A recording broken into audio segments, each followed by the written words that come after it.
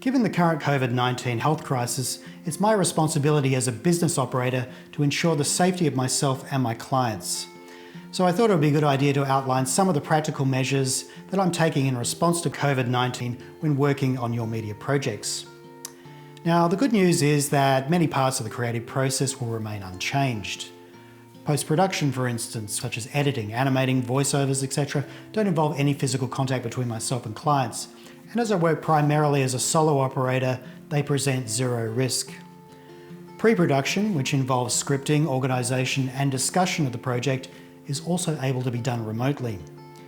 The only change I'm making is in regard to in-person communication. Whereas prior to COVID-19, I would typically suggest a face-to-face kickoff meeting or discussions along the way, much of this should now be conducted via email or video conferencing. Obviously, the main impact and a potential source of risk relates to certain aspects of location shooting. For instance, when I'm required to shoot at a location where there are other people present. This could be taking live footage at a workplace or if I'm conducting video interviews. In those scenarios, in response to the threat of COVID-19, I'm now taking the following precautions. Maintaining social distancing. As you're probably aware, current guidelines indicate a distance of 1.5 metres between individuals. I maintain a distance of at least 2 metres between myself and other individuals, and there's no physical contact. For the most part, cameras aren't placed that close to subjects anyway. Most close-ups you see are actually shot from much larger distances. In fact, the only time I'd normally come close to a person usually would be to assist in positioning a lav microphone for interviews. So from now on, I'll have to instruct you how to position this yourself. Obviously, high-risk environments for shooting would be indoors with a large concentration of people in close proximity. You may want to rethink that boardroom shoot and shooting in any sort of enclosed space. Just remember that we need to space people apart and observe that social distancing guideline, even after the camera has stopped rolling. Now, there are higher risk environments than others. As I've mentioned, small enclosed spaces, indoors with people representing the highest risk. Generally speaking, outdoor environments are lower risk as long as that social distancing principle is still adhered to. And there are other forms of shooting that don't present any risk, at least for myself. When you really want to show people in close proximity to each other, there are tricks of the trade where this can be faked for camera, and there's a lot that can be simply manipulated in editing.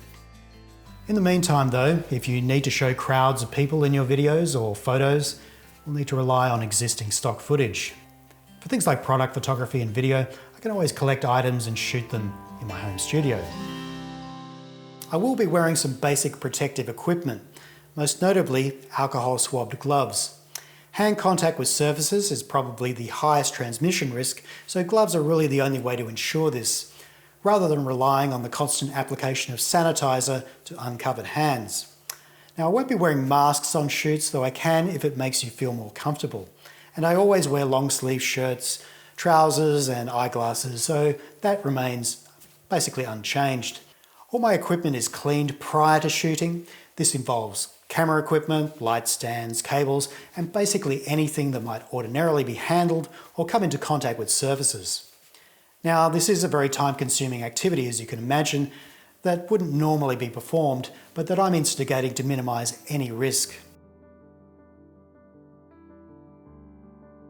Now, it probably goes without saying, but in the event that I'm feeling unwell or exhibiting any signs of illness, I will be cancelling any shooting arrangements.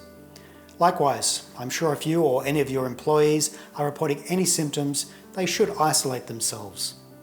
If you have recently travelled overseas or have had contact with anyone who has tested positive for COVID-19, or if you are feeling unwell, particularly if you are manifesting flu-like symptoms, in the interests of containing the virus, I would not advise you to meet with me until you are being tested or have recovered after a necessary period of isolation. Now, as of the date of this video, I've not been in contact with anyone who has contracted COVID-19 or met with anyone returning from overseas. I've also been very careful since the emergence of the first cases within Australia, so I take my own health and that of my family very seriously.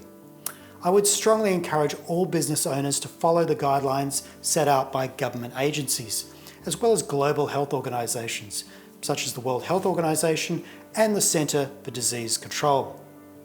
It's our responsibility to each play a part in keeping ourselves and others safe at this time.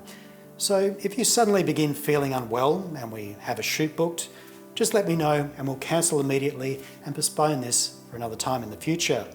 There's no cancellation fee and health has to be the #1 priority. So just look after yourself.